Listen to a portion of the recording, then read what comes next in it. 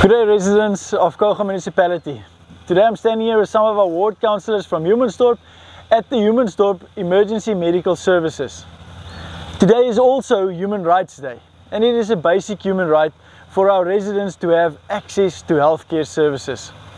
In Coega Municipality we have 130,000 people in 9 towns serviced on any given day by only 2 ambulances. This is far too inadequate to properly service our residents. We would like you to join us in signing a petition so that we can take it to the provincial government of transport and of health so that we can get better health services in Coega Municipality. Join us as we take this to the province.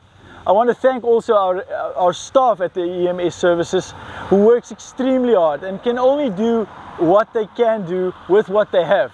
And therefore, we appeal to you as our residents so that we can put pressure on the department for more resources in Coega. Thank you.